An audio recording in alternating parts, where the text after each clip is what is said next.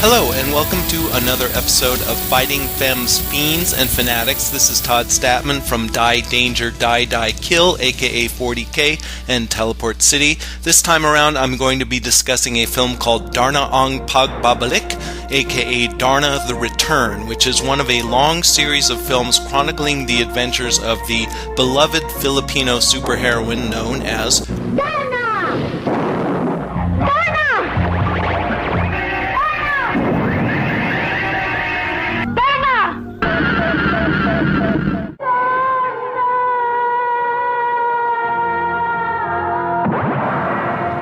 To call Darna the Philippines' answer to Wonder Woman, while not entirely inaccurate, is somewhat misleading. The Filipinos have a bit of an ambivalent relationship with American pop culture, and while their own popular culture can often be seen to borrow from the Yanks, it's rarely for the purpose of simple slavish imitation.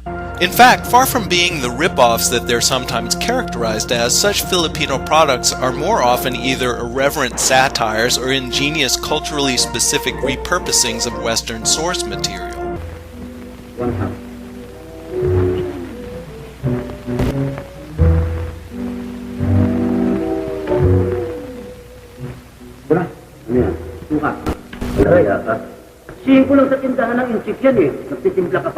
In the case of Darna, while the similarities to polygraph inventor William Moulton Marston's Amazonian superheroine are immediately obvious, Darna's circumstances are noticeably more humble.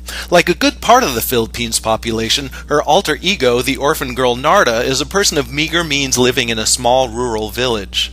In keeping with this tight-knit setting, Darna, despite her supernatural abilities, is depicted as an unusually approachable superheroine and is regarded by her fellow villagers with the same warm familiarity you'd expect toward a small-town doctor making house calls. Further departing from the traditional comic book-inspired narrative, Darna's film adventures also incorporate a liberal amount of hand-wringing telenovela-style melodrama, as well as a characteristically Filipino, good-natured, self-effacing humor, all elements that seem to have appealed to the Tagalog-speaking audiences of the time.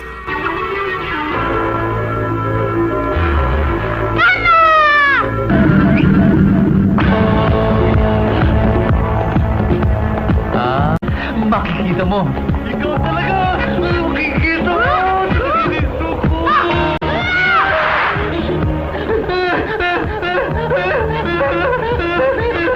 Diyan ka na lang muna!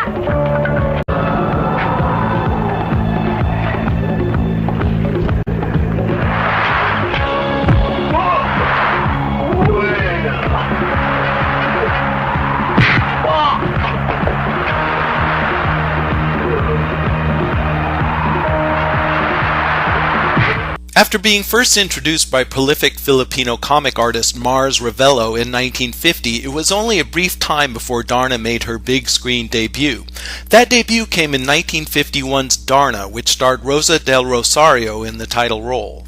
From there, Darna went on to be portrayed by a number of actresses in a long series of films, with most of those actresses portraying her in no more than a couple of films each, if even that. In fact, it was not until the early 70s that an actress would come along who would truly make the role of Darna her own. That actress was Vilma Santos, who was already a star at the time of appearing in her first Darna film, Lipad Darna Lipad, in 1973, and who would go on to become one of the Philippines' most highly lauded and revered actresses.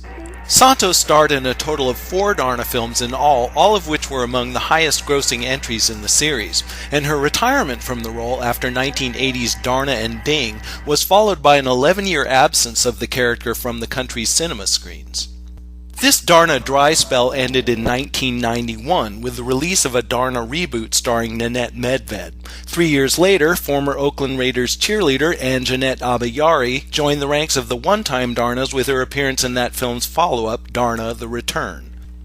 While Vilma Santos brought a tomboyish quality to the role of Darna that gave the heroine an appealing kid sister sort of quality, Anjanette Abayari imbued the character with an entirely different physical presence, and by that I mean that the actress was built like what individuals of a coarser nature than myself might refer to as a brick shithouse.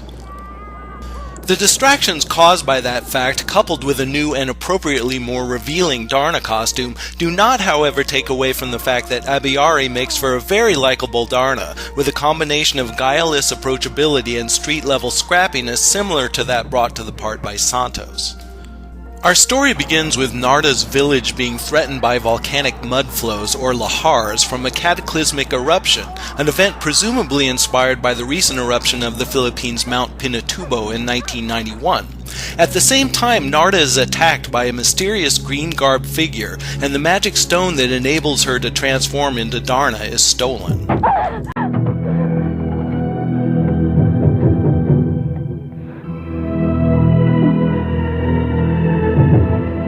Unable to protect her family and neighbors from the coming catastrophe, Narda has no choice but to flee her home, along with her little brother/sidekick Ding, her grandmother, their water buffalo Blackie, and the rest of the villagers.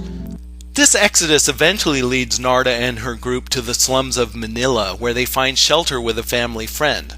At which point, Darna the Return starts to play out as much like a melodrama about the hardships faced by provincials in the big city as it does a superhero yarn. It soon comes to Narda's attention that the majority of the city's poor and downtrodden are being held in an almost hypnotic grip by a wealthy televangelist called Dr. Adan. Dr. Adan preaches about a coming, rapture-like event that will spare the inhabitants of the city from the rapidly approaching lahars. Pray and wait, she tells the masses, and in response, a continuing stream of refugees from the volcano-ravaged outer provinces pours into the city. Do you really believe that the city of Manila will be saved from lahar and the deluge? Totoo ba?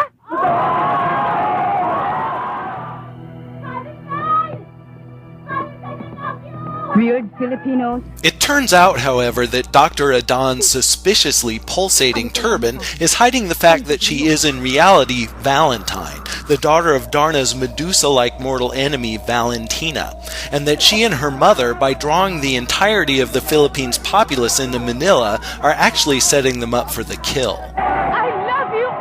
Of course, once this is discovered, it becomes imperative that Darna and Ding track down the stolen magic stone so that Narda can transform into Darna and put an end to this massive religious scam.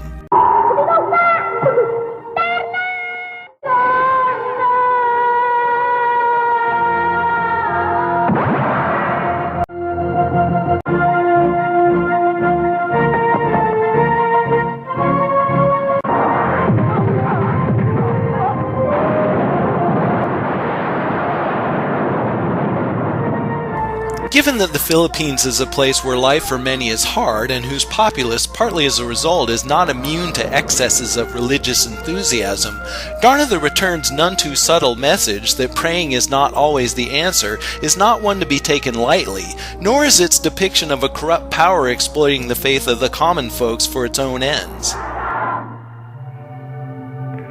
Handa na ba? Kayong sumunod sa akin?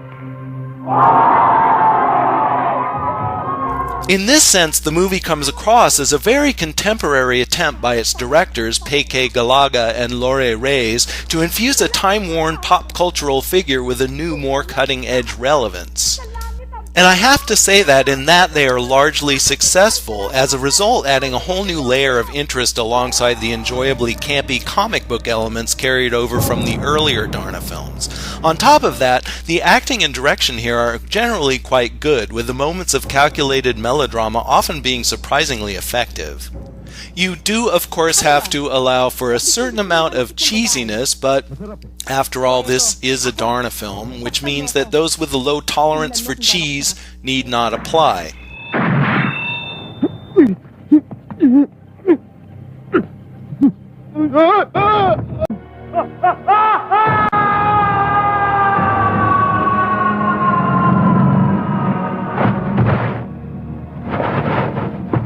If that describes you, my condolences, because Darna is awesome. Darna!